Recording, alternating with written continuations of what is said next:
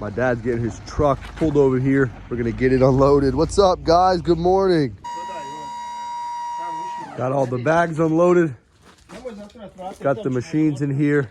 We're gonna take this back to my shop, get them unloaded. One job complete. Oakley, how are you already so dirty, man? Where's your brother? There he is. Get these machines unloaded.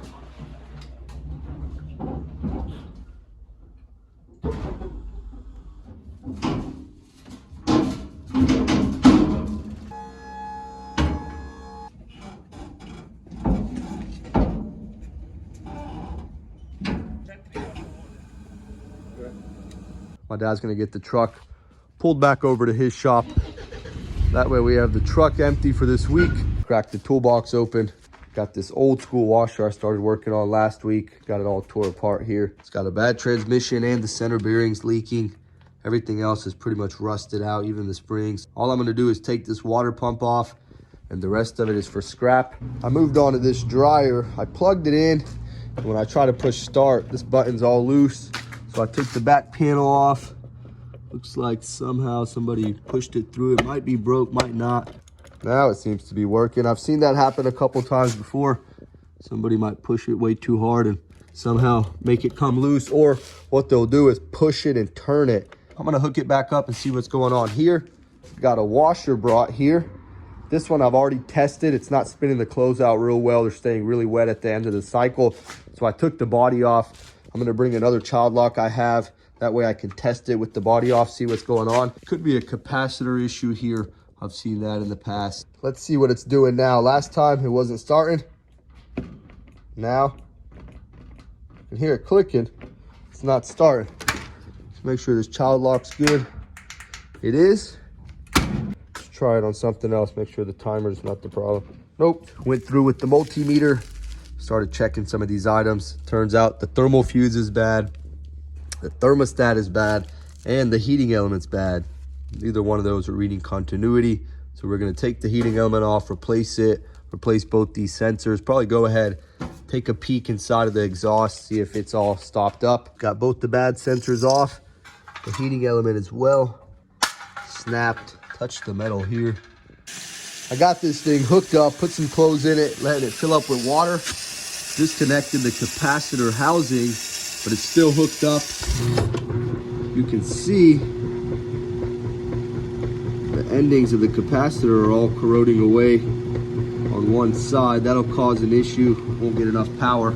So I got another capacitor. I'm gonna pause the machine, unplug it, swap it out, and then manually put it to a spin. See how it spins out, and then I'll test it again. Out with the old, in with the new. We're gonna swap that out. Ran into a bit of an issue. The ending that was on the corroded side of the capacitor was all corroded as well. So I went ahead, cut it off, got another one that's not corroded. We're gonna get it installed and then we'll put the capacitor back. I had to use some yellow electrical tape. It's all I had left, but we got the connection repaired. Got a new capacitor here, put it back in the housing, getting ready to reinstall it. I already filled it up with water before I replaced the capacitor. We're gonna see how well it spins. Hello?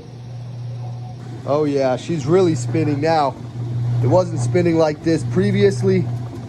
Didn't have enough power. It just finished draining out all the water. If everything checks out, we're gonna get it cleaned up a bit.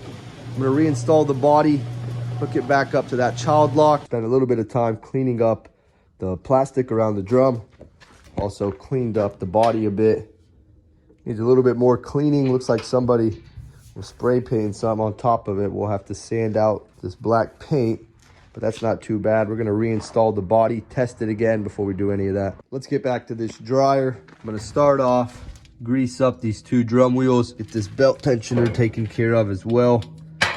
Clean up everything a bit. Got the exhaust taken off. I got both the drum wheels replaced and re-greased. Re-greased the belt tensioner, cleaned everything up. Let's get it put back together and then we'll move on to the next part. I'm gonna leave the top half unclipped for now until I can condition the belt. Went ahead, replaced both those sensors, got a new element on it. Made sure everything was cleaned up. Last thing to do, let's turn it on and see how it works. Before I finish putting it together, let's see what's going on. Nice. Finished out his test cycle, working like it should. We're getting ready to close down shop a little bit early. I got to go to the store. I grabbed the gas can. I got to mix some fuel up for the four-wheeler. Picked up 2 gallons of just regular gasoline. That way I can pre-mix my fuel with this 2-cycle engine oil. I already got 1 whole cap in here. This is going to be the last cap. We're going to shake it up a bit, and then I'm going to take it down to the house. Four-wheeler's been sitting down there out of gas for about 2 days now, so we're going to get it fired up. Hopefully the battery's not dead. This is a lot cheaper. One of those, show them, Irvin, True Fuel cans down there, 50-to-1 ratio. Those things almost $25. It cost me $5.80 for 2 gallons of gas, and this thing was about $5, and it's made me already a whole other batch, so can't beat it. We're getting dinner going here. Tonight we got some ground beef cooking up. I'm getting ready to cut up some cheese. I'm gonna make some eggs on top of this. So let's finish this up, enjoy dinner, get cleaned up, and get ready for tomorrow. We'll be back out here tomorrow.